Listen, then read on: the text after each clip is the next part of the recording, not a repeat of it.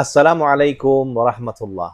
Para po sa mga mahal naming kapatid sa Islam na sumusuporta sa amin, lalo na dito sa aming Summer Turil na sinasagawa ngayon sa Ikhlas Tacloban, at sa mga nakakaluwag-luwag sa kanilang financial status, kami po ay humihiling sa inyo at kumakatok sa inyong mga puso ng suporta para po sa ating mga estudyante dito po sa ating Summer Turil sa Ikhlas Tacloban. Halos magdadalawang linggo na po ang ating summer toil at hanggang sa ngayon ay out of 34 po na ating mga estudyante, halos kalahati po sa kanila ay hindi pa nakakabayad sa tuition fee at ang iba talaga sa kanila ay wala pang pangbayad sa kanilang tuition fee. Kaya naman sana umaasa tayo dito sa kanilang tuition fee na makakatulong doon sa panggastos natin.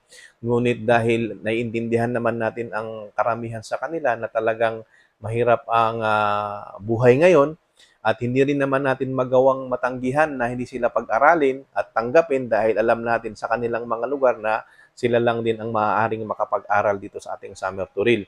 Kaya naman, kumakatok po kami sa inyong mga puso, mga kapatid sa Islam, sa sino man pong nakakaluwag dyan na inshallah ay makatulong po kayo sa amin.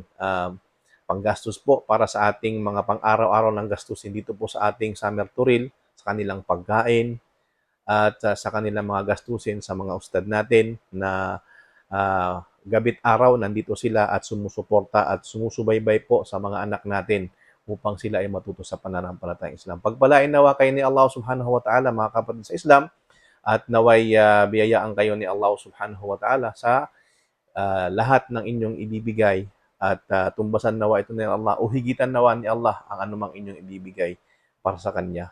Assalamualaikum warahmatullahi wabarakatuh.